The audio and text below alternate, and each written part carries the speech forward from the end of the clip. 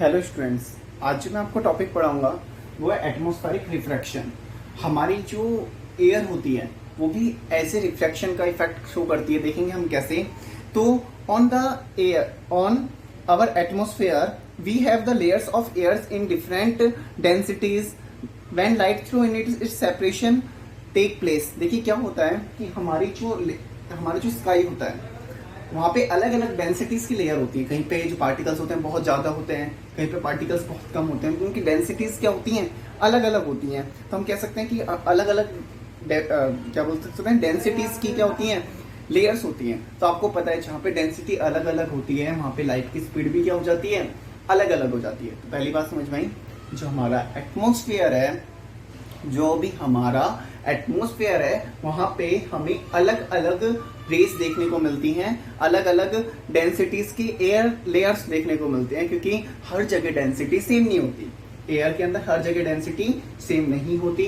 कहीं पे पार्टिकल्स बहुत ज्यादा पास पास होते हैं, कहीं पे पार्टिकल्स दूर दूर होते हैं। तो ये बात आप सभी को समझ में आई कि हमारी जो एयर होती है, हमारे चारों तरफ एटमॉस्फेयर है, वहाँ पे एयर की अलग अलग लेयर्स होती हैं और उन सभी की डेंसिटीज क्या होती है स्टूडेंट्स, अलग अलग होती है। तो अब देखिए जब उनकी डेंसिटीज अलग अलग है तो मैंने आपको बताया वहाँ पे क्या होने लग जाएगा, लाइट की स्पीड अलग अलग हो जाएगी। और जब भी लाइट की स्पीड बदलती है मीडियम में तो उसको क्या बोलते हैं, उसको बोलते हैं रिफ्रैक्शन।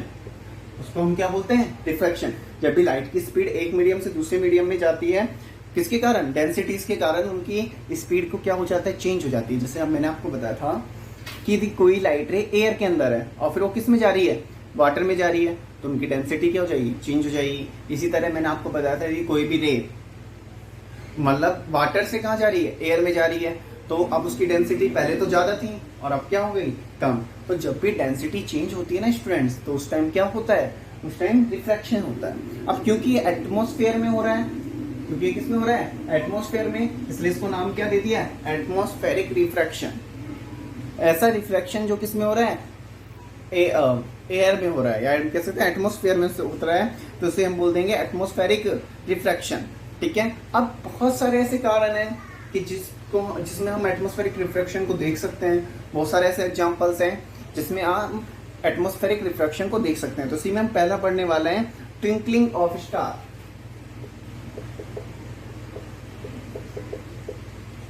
Twinkling of stars. तो देखिए ट्विंकलिंग ऑफ स्टार्स क्या होता है। तो देखिए मैं इसका एक डायग्राम बनाता हूं।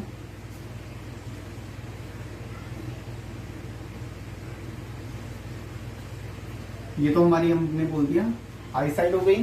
ठीक है। अब हम बात करें कि मान लीजिए स्टार यहां पर है, हमारी आई साइड से एक्चुअल जो पोजीशन है उसकी स्टार की यहां पर है। ठीक है। अब देखिए हम देखते हैं कि ऐसा क्यों होता है कि हमें स्टार टिमटिमाता हुआ क्यों नजर आता है, ट्विंकलिंग करता हुआ नजर क्यों आता है। अब हम इसकी बात इस तरह से समझते हैं कि हमारा जो एटमॉस्फेयर है ना स्टूडेंट्स, हमारे एटमॉस्फेयर में बहुत सारी लेयर्स हैं। तो कहीं पे तो डेंसिटी ज्यादा है और कहीं पे डेंसिटीज कम है।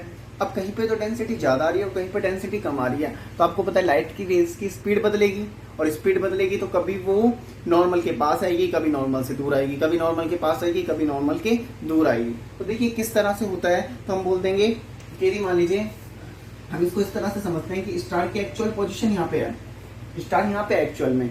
अब जब हम इसे देख रहे हैं तो बेटा क्या हो रहा है कि इसकी मान लीजिए यहाँ पे बहुत सारी लेयर्स हैं। हम इस एटमॉस्फेयर में क्या है, बहुत सारी लेयर्स। तो मान लीजिए ये वाली लेयर ऐसे आई। अब हो सकता है कि यहाँ पे डेंसिंग का फर्क पड़ जाए और ये लेयर थोड़ा सा टर्न हो जाए, ठीक है, इस तरह से झुक जाए। और फिर हो सकता है कि ये डेंसिटी और ज्यादा फर्क हो जाए, मतलब सीधी ना निकल के फिर ये इस तरह से हो जाए, डेंसिटी कम ज्यादा होती रहे। ठीक है, इस तरह से, इस तरह से। ठीक है, डेंसिटीज का फर्क हो रहा है यहाँ पे। हम बस यही बात कर रहे हैं कि डेंसिटीज चेंज हो रही है। तो मान लीजिए डेंसिटी चेंज होते होते हमारे पास जो आइस में डायग्राम आई, आइस से जो रेज आई वो हमें यहाँ से, देखो स्टार यहाँ पे था और हमें वो क्या हुई, रिफ्लेक्ट होती हुई, कभी यहाँ पे, कभी यहाँ पे, कभी यहाँ पे, कभी यहाँ पे। क्योंकि एटमॉस्फेयर में लेयर्स बहुत ज्यादा हैं, अलग अलग डेंसिटीज के लेयर हैं, तो वो हमारे पास सीधी रेज नहीं पहुंच पाई। जो लाइट की रेज जो आनी चाहिए थी सीधी हमारी आंखों तक, वो सीधी नहीं पहुंच पाई। क्यों नहीं पहुंच पाई, क्योंकि एटमॉस्फेयर में क्या है, बहुत सारी लेयर्स हैं। तो एटमॉस्फेयर में बहुत सारी लेयर्स हैं, तो हमें स्काई से जो आने वाली लाइट रेज है वो सीधी नहीं पहुंच पाई। तो अब हमें जब हम इसको अभी कभी तो स्टार हमें यहाँ दिखाई देगा, कभी यहाँ, कभी यहाँ, कभी यहाँ, मतलब हमें पोजीशन स्टार की बदलती हुई दिखाई देगी, ठीक है। और मान लीजिए हमें स्टार कभी यहाँ दिखाई देगा, कभी थोड़ा सा शिफ्ट होता होता दिखाई देगा, और इसी कारण हमें स्टार क्या होते हैं, टिंकलिंग करते हुए, चमकते हुए दिखा देते हैं, टिमटिमाते हुए दिखाई देते हैं। क्यों दिखाई देते हैं? एटमॉस्फेरिक रिफ्रैक्शन के कारण। काफी बार एग्जाम में क्वेश्चन पूछा जाता है, why the stars are twinkling, star क्यों टिमटिमाते हैं, क्यों चमकते हैं, इससे हमें टिमटिमाते हुए क्यों दिखाई देते हैं? Because the reason of atmospheric refraction, क्योंकि एटमॉस्फेयर में बहुत सारी एयर्स होती है और एयर में अलग अलग डेंसिटीज होती हैं। बात समझ में आई? तो अब मैं बात करता हूँ, मैं आपको एक बार थोड़ा सा इसको पढ़ के बता देता हूँ कि टिंकलिंग ऑफ स्टार होता क्या है। तो twinkling of star is due to the atmospheric refraction, atmospheric refraction के कारण होता है। When light from star enter to the earth atmosphere is undergoes the refraction, जब लाइट रेज स्टार से आइस की तरफ आती है तो वो क्या होती है, एटमॉस्फेरिक रिफ्रैक्शन हो जाता है। Due to the continuous change of refraction of light differ in amount in every to the next, तो इसका जो रिफ्रैक्शन होता है हर एक लेयर में क्या होता है, अलग अलग होता है। Due to this continuous increase और decrease light speed enters in our eyes due to the atmospheric refraction the star seems to be twinkling, तो और जब वो अलग अलग लाइट की स्पीड होते होते हमारी आंखों में पड़ती है तो हमें स्टार कैसे दिखाई देते हैं, चमकते हुए दिखाई देते हैं, कभी यहाँ, कभी यहाँ, कभी यहाँ, कभी यहाँ। तो हमें क्या होता है, उनकी पोजीशन बदल रही है, कोई भी चीज यदि इस तरह से हिल रही है तो हमें क्या होती रहेगी, चमकती हुई दिखाई देगी। As we move from our downward towards Earth with the densities atmosphere increase and hence the refraction also increase, जैसे जैसे हम अर्थ की बात करते हैं, अर्थ के पास आती है वो लाइट रेज, तो हमारे अर्थ के पास में जो एटमॉस्फेयर है उनकी डेंसिटी ज्यादा बढ़ जाती है, क्योंकि अर्थ के पास के एटमॉस्फेयर में पार्टिकल्स बहुत ज्यादा हैं, because the reason of the gravitation force. तो आपकी डेंसिटी ज्यादा इंक्रीज हो जाती है और रिफ्रैक्शन भी ज्यादा हो जाता है। तो star seems higher than they actually are due to the atmospheric refraction, तो हमें क्या होते हैं, ज्यादा ऊंचाई पे दिखाई देते हैं जितना वो एक्चुअल में होते हैं उससे। क्यों? क्योंकि हमारे आसपास डेंसिटी बहुत ज्यादा है। तो आपको ये बात समझ में आई सभी को? क्या होता है, एटमॉस्फेरिक रिफ्रैक्शन के कारण हमें क्या होता है कि स्टार्स कैसे होते रहते दिखाई देते हैं, ट्विंकलिंग होते हुए हम सभी को दिखाई देते हैं। किसके कारण? Atmospheric refraction. देखिए स्टूडेंट्स, अब हम नेक्स्ट टॉपिक इसी में पढ़ते हैं, early sunrise and delayed sunset. कि हमें क्या होता है कि एक्चुअल में जो सन का सनराइज और सनसेट होता है, सूर्योदय और सूर्यास्त होता है, वो एक्चुअल टाइम पे होता है, लेकिन वो हमें यदि सनराइज हो रहा है तो 2 मिनट पहले ही सन दिखाई दे जाता है, और यदि सनसेट हो रहा है तो 2 मिनट सनसेट होने के बाद भी वो हमें 2 मिनट तक दिखाई देता है। तो ऐसा क्यों होता है? तो हम इस टॉपिक का नाम है early sunrise and delayed sunset. तो कि हमें सनराइज भी पहले दिख रहा है और जो सनसेट हो रहा है वो भी हमें क्या दिख रहा है, 2 मिनट बाद तक दिख रहा है। तो इसका रीजन क्या है? तो इसका रीजन जब हम बात करते हैं तो we can see the sun about the 2 minutes before the actual sunrise and 2 minutes after the sunset because of atmospheric refraction. इसका कारण भी क्या है? एटमॉस्फेरिक रिफ्रैक्शन है, जिसके कारण हमें क्या होता है, सनलाइट जो सनलाइट जो आ रही है वो हमें क्या होती है, सन जो होता है वो तो हमें 2 मिनट पहले दिखाई देने लग जाता है, सनराइज होने से पहले ही। क्यों? Because the atmospheric refraction. अब हम बात करते हैं actual sunrise takes place when the sun is just above the horizontal. Similarly actual sunset is slightly because below of horizontal. तो जब ये हॉरिजॉन्टल लाइन है तो सनराइज किसे बोलते हैं? जब वो हॉरिजॉन्टल से जस्ट ऊपर आता है सन, उसे तो बोल रहे हैं सनराइज। और जब हॉरिजॉन्टल से नीचे होता है, नीचे जाता है, तो उसे हम बोलते हैं सनसेट।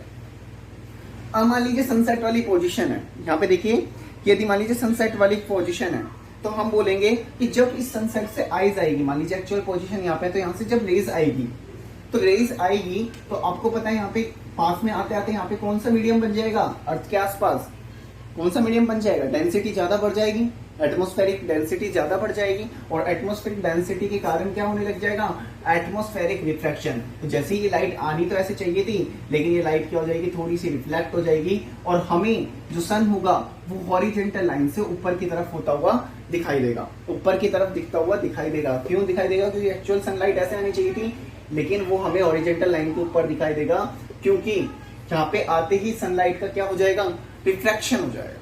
हमारी जो रेज आ रही है जिससे हम सन को देख पा रहे हैं उसका क्या हो जाएगा, रिफ्रैक्शन हो जाएगा और वो हमें हॉरिजॉन्टल लाइन के ऊपर की तरफ दिखाई देगी। तो बात समझ में आई? ये सब क्या है, एग्जाम्पल है किसके, एटमॉस्फेरिक रिफ्रैक्शन के।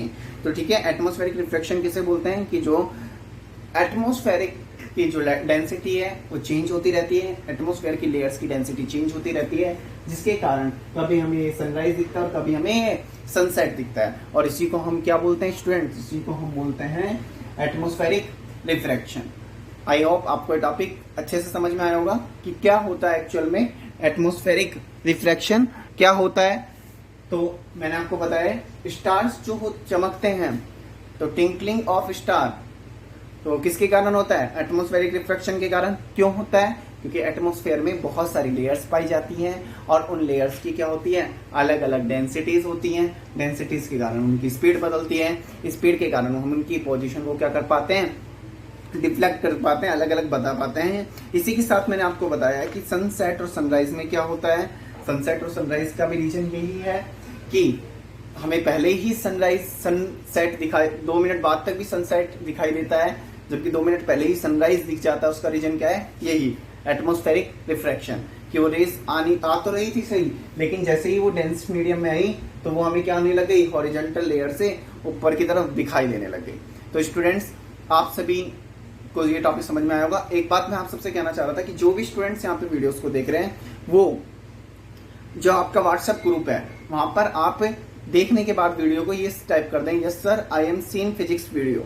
ओके स्टूडेंट, तो ये आपको काम करना है कि आपको अपने व्हाट्सएप नंबर पे एक मैसेज लिख देना है व्हाट्सएप ग्रुप पे कि हाँ सर मैंने ये वीडियो देख लिया है। फिजिक्स जरूर डाल देना, हाँ सर मैंने फिजिक्स का वीडियो देख लिया, माय नेम इज दैट और I seen that physics video. ठीक है, तो उससे क्या होगा, मैं आपकी अटेंडेंस बहुत इजीली ले पाऊंगा। Okay students, thank you.